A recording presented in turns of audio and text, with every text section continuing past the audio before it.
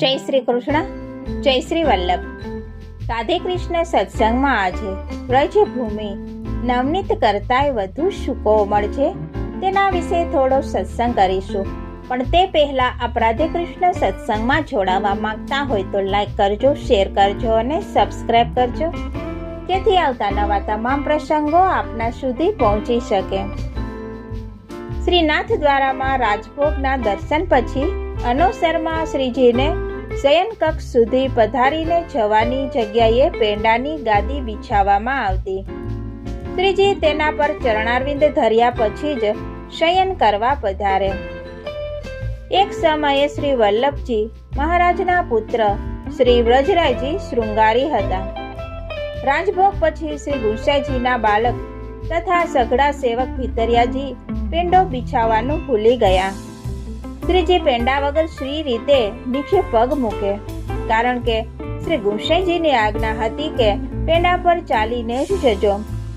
શ્રીનાથજીએ ગંગાબાઈને આ અંગે ફરિયાદ કરી કે આજે પેંડાની ગાદી બિછાવવાની રહી ગઈ છે, તેથી હું ઠાડો જ રહ્યો છું. પોતાની અસમર્થતા બતાવીને કહ્યું કે આ ભીતરની વાતમાં હું કેમ કરીને દખલ કરી શકું. આપ શ્રી હરિરાયજીને જણાવશો તો તેનો ઉકેલ આવશે. ખિમનોરમાં શ્રી હરિરાયજીને શ્રીજીએ જાતે જ પોતાને પડતા પરિશ્રમની વાત જણાવી અને પેંડો બિછાવી જવાની આજ્ઞા કરી.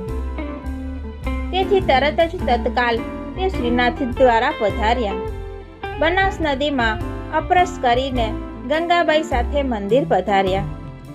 અપરસ વસ્ત્રો પહેરી શ્રી દાઉજી પાસેથી ચાવીનો ઝુમખો લઈ નીચ મંદિરમાં પેંડો બિછાવી પાછા કમાડ બંધ કરી ચાવી શ્રી દાઉજીને પરત કરી અને સાથે સમજાવ્યું કે આપ જ શ્રી વલ્લભ કુળના મુખિયા છો, સેવામાં સાવચેતી જરૂરી છે.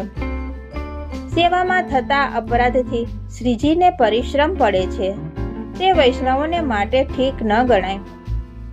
શ્રી દાવજીએ સ્પષ્ટતા કરતા જણાવ્યું કે પેંડો બિછાવ્યો જરૂર, પરંતુ ગાદી બિછાવવાનું ભૂલી ગયા. તેથી શ્રી ઠાકોરજી 2 કલાક ઠાડા રહ્યા, પરંતુ મનના સમાધાનને માટે શ્રીજીને પૂછતા જણાવ્યું કે સર્વત્ર ધરતી પર અને વ્રજમાં શ્રી ઠાકોરજી ખુલ્લા પગે બધે જ ફરે છે, અને વ્રજ 84 કોષમાં પણ શ્રીજી પેંડા વિના બધે જ પગ મૂકી અને ફરે છે.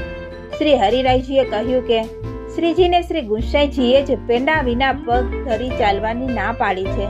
શ્રી ગુંસાઈજીની કાનીથી ગાદી બિછાવ્યા વગર પેંડા પર ચાલતા નથી. શ્રી ગુંસાઈજીની કાનીથી આપણી સેવા અંગીકાર થાય, તેથી વધુ શું સુખ શ્રીજીને મળે. વ્રજભૂમિ તો નવનીતથી એ વધુ સુકોમળ છે.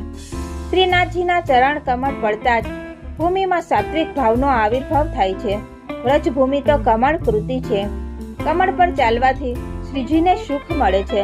વ્રજભૂમિનો સ્પર્શ શ્રીજીને અત્યંત સુખ પ્રિય છે.